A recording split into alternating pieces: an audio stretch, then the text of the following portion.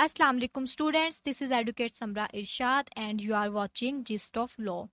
So here we are conducting LawGat series and today our topic of discussion is Order 6 of Civil Procedure Code 1908 which deals with pleadings. But before starting video, please subscribe this channel and don't forget to press the bell icon for latest updates. So previous lecture में हमने discuss किया order 6 को और उसका part 1 था जो कि था रूल्स 1 से लेके 9 तक। और आज के लेक्चर में हम डिस्कस करेंगे अपने जो रिमेनिंग रूल्स हैं रूल 10 से लेके रूल 18 तक। और ये है हमारा पार्ट 2 जो कि स्टार्ट हो रहा है रूल 10 से। रूल 10 है ऑर्डर 6 का मैलिस, नॉलेज एटसेट्रा। अच्छा, अब इसमें क्या बताया गया है कि अगर आप ये बताना चाहें प्लीडिंग में कि जनाब किसी भी पर्सन ने बदनीति से या फिर उसको पता था किसी चीज का या फिर वो जानता था कि जी यहाँ पे फ्रॉड हुआ है, ठीक है, और उसने जो है जानबूझ के जो है उस चीज को छुपाया, उस फैक्ट को छुपाया, तो ये जो सारी चीजें हैं ये आपने वजाहत में जाने की जरूरत नहीं है। आपने क्या करना है, आपने अपनी प्लीडिंग में बेसिक चीजें जो हैं वो बतानी है। ये हमें बता रहा है हमारा रूल 10, ठीक है। Where it is material to allege malice, fraudulent intention, knowledge or other condition of the mind of any person, ठीक है, कि अगर किसी पर्सन ने जो चीज है उसके नॉलेज में थी या उसको पता था या उसकी गलत इंटेंशन थी, ठीक है, और उसने आप इन सब चीजों को जानते हैं, तो it shall be sufficient to allege the same as a fact without setting out the circumstances. कि आपने क्या करना है, आपने जो कंप्लीट सर्कमस्टांसेस है उसकी वो कहानियां नहीं छोड़ने बैठ जाना दावे में। आपने क्या करना है, आपने बेसिक जो चीजें हैं वो आपने अपनी प्लीडिंग में बतानी है। इसके बाद रूल 11 है नोटिस। अब नोटिस में क्या बताया गया है, where it is material to allege notice any person of any fact matter or thing it shall be sufficient to allege such notice, ठीक है। अब सिंपली मैं आपको बताती हूँ, रूल 11 हमें ये बता रहा है कि अगर आपने किसी के खिलाफ कोई सूट करना है, कोई सूट इंस्टीट्यूट करना है, तो कुछ सूट्स ऐसे हैं, फॉर एग्जांपल हम डैमेजेस का सूट ले लेते हैं कि जब आप किसी पर्सन के खिलाफ डैमेजेस का सूट क्लेम करते हैं, सूट करते हैं, तो आप क्या करते हैं, आप उसके लिए जो है प्रायर नोटिस देते हैं, ठीक है, कि भाई मैं आपके खिलाफ जो है ये सूट क्लेम करने जा रहा हूँ, इतने डैमेजेस का सूट क्लेम करने जा रहा हूँ। तो इस चीज का आप ऑपोजिट पार्टी को नोटिस देते हैं ताकि ये चीज उसके नॉलेज में हो, ठीक है। तो रूल 11 हमें बता रहा है कि जहां जहां पर जरूरत होगी नोटिस की, तो वहां पर आपने ऑपोजिट पार्टी को उनके नॉलेज के लिए जो है वो आपने उनको नोटिस देना है। इसके बाद रूल 12 है इम्प्लाइड कॉन्ट्रैक्ट और रिलेशन। अब इसमें क्या बताया गया है कि अगर दो पार्टीज के दरमियान एक कॉन्ट्रैक्ट हुआ है, तो उसमें अगर आपकी कोई कन्वर्सेशन होती है, ठीक है, कैसे होती है, थ्रू लेटर्स होती है, ठीक है, तो जरूरी नहीं है कि आपने वो सारे के सारे जो लेटर्स हैं वो प्लीडिंग में अटैच करने हैं, ठीक है। आपने करना क्या है, आपने उन लेटर्स का जो है वो बेसिक से ग्राउंड्स बता देने हैं और उनका जो है वो हवाला दे देना है, ये सफिशिएंट है, ठीक है। आपने वो सारे के सारे जो कन्वर्सेशंस के जो लेटर्स हैं वो आपने प्लीडिंग्स में साथ अटैच करने लाजमी नहीं है, ये हमें बता रहा है हमारा रूल 12। इसके बाद रूल 13 है presumption of law. Neither party need in any pleading alleged any matter of fact which the law presumes in his favor or as to which the burden of proof lies upon the other side unless the same has first been specially denied। अच्छा, अब ये तो होगी हमारी bare act की wording जो कि tough करके लिखा हुआ है, आपको समझ नहीं आएगी। सिंपली हम अपने रूल 13 को समझेंगे कि अगर आप अपनी प्लीडिंग में कोई भी ऐसी चीज मेंशन करेंगे, ठीक है, जिसकी वजह से बर्डन ऑफ प्रूफ जो है वो दूसरी पार्टी पर चला जाए, तो ये काम आपने नहीं करना, ठीक है। आपने कोई भी चीज अपनी प्लीडिंग में ऐसी मेंशन नहीं करनी जिसकी वजह से जो बर्डन ऑफ प्रूफ है वो ऑपोजिट पार्टी पे चला जाए। ये हमें सिंपल से एक बात बता रहा है हमारा रूल 13। इसके बाद रूल 14 है प्लीडिंग टू बी साइंड। इस रूल में सिंपली बताया गया है कि जो प्लीडिंग है, प्लेंट है और एक हमारी है रिटन स्टेटमेंट, ठीक है। तो वो दोनों जो पार्टीज हैं जो कि प्लेंट और रिटर्न स्टेटमेंट लिख रही हैं, वो क्या करेंगी, वो उस प्लेंट और स्टेटमेंट में रिटर्न स्टेटमेंट में अपने अपने सिग्नेचर करेंगी। यानी प्लेंट पर प्लेंटिफ अपने सिग्नेचर करेगा और रिटर्न स्टेटमेंट पर डिफेंडेंट अपने सिग्नेचर्स करेगा। और रूल 14 में बताया गया है अगर जो पार्टीज हैं unable to sign the pleading, it may be signed by any person duly authorised by him to sign the same or to sue or defend on his behalf. कि अगर दोनों पार्टीज में से प्लेंटिफ या defendant में से कोई unable है कि वो सिग्नेचर नहीं कर सकता, वो प्रेजेंट नहीं है, देन क्या होगा, वो अपने बिहाफ पे किसी भी पर्सन को कह सकता है या अपने वकील को कह सकता है कि जी आप मेरी जगह पे मेरी प्लेंट या फिर मेरी रिटर्न स्टेटमेंट में सिग्नेचर कर दें, ठीक है, मेरे बिहाफ पे। इसके बाद रूल 15 है ऑर्डर 6 का, जो कि बहुत इंपॉर्टेंट है, वेरिफिकेशन ऑफ प्लीडिंग्स।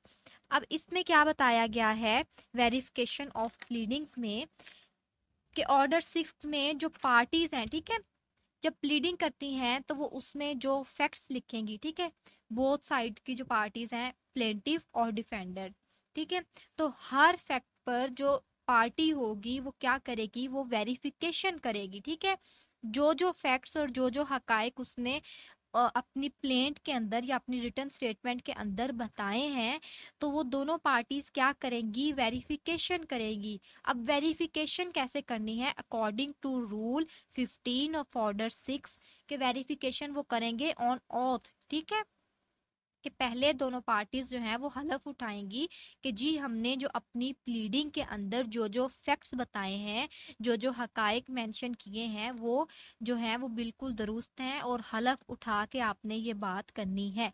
ये हमें बता रहा है हमारा रूल 15 ऑर्डर 6 का, ठीक है। और एंड पे इसमें बताया गया है the verification shall be signed by the person making it and shall state the date on which and the place at which it was signed. कि जब आपने वेरिफिकेशन कर लेनी है, हलफ उठा लेना है, देन क्या करना है, आपने उस पर अपने साइन भी करने हैं और डेट भी मेंशन करनी है कि जी ये किस डेट को आपने हलफ उठाया, वेरिफिकेशन की, ठीक है, और किस जगह पर की। इसके बाद रूल 16 है, ये भी बहुत इंपॉर्टेंट है, स्ट्राइकिंग आउट प्लीडिंग्स।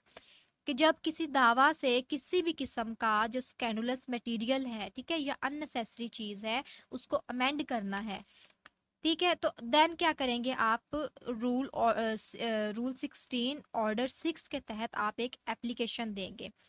अब सिंपली रूल 16 में क्या बताया गया है, the court may at any stage of the proceedings order to be struck out or amend any matter in which may be unnecessary or scandalous or which may tend to prejudice or embarrass or delay the fair trial of the suit। अब rule 16 हमें क्या बता रहा है कि भाई अगर pleadings में एक पार्टी अपनी ऑपोजिट पार्टी के खिलाफ कोई अननेसेसरी या फिर स्कैंडुलस या फिर कोई भी ऐसी चीज जो एम्बैरेस करे या डिले करे ट्रायल ऑफ द सूट को, अगर कोई ऐसी चीज अपनी प्लेंट में या रिटर्न स्टेटमेंट में लिखती है ऑपोजिट पार्टी के खिलाफ, देन क्या होगा, जो कोर्ट होगी वो ऑर्डर दे सकती है on the application of the second party, ठीक है, कि जिस पार्टी के खिलाफ ऑपोजिट पार्टी ने स्कैंडुलस मटेरियल लिखा है, वो एप्लीकेशन देगी 16/6 की, ठीक है, ऑर्डर 6 रूल 16 की, कि जी ये जो स्कैंडुलस मटेरियल लिखा है उसको स्ट्राइक आउट किया जाए, उसको अमेंड किया जाए या फिर उसको डिलीट कर दिया जाए, ठीक है। इसके बाद रूल 17 आ गया, अमेंडमेंट ऑफ प्लीडिंग्स। अब रूल 16 और रूल 17 में मेन डिफरेंस क्या है, रूल 16 है कि अगर एक पार्टी दूसरी पार्टी के खिलाफ कोई स्कैंडलस मटेरियल लिखती है, तो जिस पार्टी के खिलाफ उसने वो गलत मटेरियल लिखा है तो वो एप्लीकेशन देगी ऑर्डर 6 रूल 16 के तहत कि भाई उस जो मटेरियल है गैर ज़रूरी, उसको डिलीट किया जाए। और 17 रूल हमें क्या बता रहा है, रूल 17 ऑर्डर 6 का, कि जो पार्टी है वो खुद अपनी प्लीडिंग में अमेंडमेंट कैसे करेगी, किसी भी स्टेज पे वो है अमेंडमेंट कर सकती है। फॉर एग्जांपल अगर प्लीडिंग में कोई फैक्ट मिस हो गया, ठीक है, कोई ऐसा फैक्ट जो बाद में आपको याद आए कि जी वो तो बड़ा ज़रूरी था लिखना, मेंशन करना, तो देन क्या करेंगे, आप जो है एप्लीकेशन देंगे 17/6 की, ऑर्डर 6 रूल 17 की, कि जी हमने अपनी प्लीडिंग में जो है वो अमेंडमेंट करनी है। ठीक है, मेन डिफरेंस यही है 16 और 17 में। मैं बार बार बता रही हूँ कि 16 में आप दूसरी पार्टी के खिलाफ अमेंडमेंट के लिए देते हैं, ठीक है, उसकी प्लीडिंग में अमेंडमेंट के लिए एप्लीकेशन देते हैं, और रूल 17 में आप अपनी प्लीडिंग में एप्लीकेशन देते हैं, अपनी प्लीडिंग में चेंजिंग करने के लिए या फिर अमेंडमेंट करने के लिए। ये मेन डिफरेंस है रूल 16 और 17 में। और जो हमारा सबसे आखिरी रूल है रूल 18 ऑर्डर 6 का, failure to amend after order. अच्छा, अब एक पार्टी ने ड्यूरिंग द प्रोसीडिंग्स कोर्ट से कहा अकॉर्डिंग टू रूल 17 के भाई जनाब मेरा जो है फलां फैक्ट जो है वो प्लीडिंग में मिस हो गया, तो वो मैंने दोबारा से उसको अमेंड करना है, अपनी प्लेंट को या अपने रिटर्न स्टेटमेंट को वो एप्लीकेशन देगी कोर्ट को। ठीक है, अब आपने क्या करना है, अब आपने विद इन 14 डेज 14 दिन के अंदर अंदर वो अमेंडमेंट कोर्ट को जमा करानी है। ठीक है, अगर आप 14 दिन के अंदर अंदर वो अमेंडमेंट जमा नहीं कराते अकॉर्डिंग टू रूल 18 फेलियर, ठीक है, अगर आप फेल हो जाते हैं अमेंड करने में अपनी प्लीडिंग्स को, देन क्या होगा, देन कोर्ट आपको पेनल्टी भी दे सकती है। ठीक है, और आपकी जो अमेंडमेंट की एप्लीकेशन थी जो अगर आप 14 डेज में जमा नहीं कराते तो उसको रिजेक्ट भी कर सकती है, और कह सकती है कि भाई जो पहले से आपकी चल रही है एप्लीकेशन प्लीडिंग्स उसी के अकॉर्डिंग जो है वो प्रोसीडिंग्स जारी रखी जाए। ठीक है, जो अमेंडमेंट है वो अब नहीं होगी, या फिर उसमें आपको पेनल्टी भी कोर्ट जो है वो दे सकती है।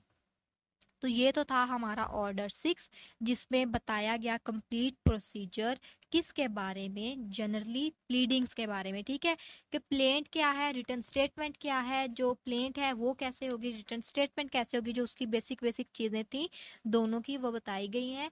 और जो डिटेल्ड एक लेक्चर है, ठीक है, वो है ऑर्डर 7 और ऑर्डर 8। ऑर्डर 7 में प्लेंट के बारे में डिटेल्ड प्रोसीजर बताया गया है, और ऑर्डर 9 में रिटर्न स्टेटमेंट के बारे में डिटेल्ड प्रोसीजर जो है वो बताया गया है। तो जो स्क्रीन पे आपको हाईलाइटेड जो हैं वो चीज़ें नज़र आ रही हैं, वो आपने ध्यान से उनको गौर से पढ़ना है, जो इम्पोर्टेंट बातें मैंने आपको बताई हैं उनको जहन में रखना है। ठीक है, और जो हाईलाइटेड चीज़ें हैं वो लो गैट के स्टूडेंट्स के लिए जो इम्पोर्टेंट चीज़ें हैं उनको मेंशन किया गया है, तो आपने उनको अपने माइंड में रखना है।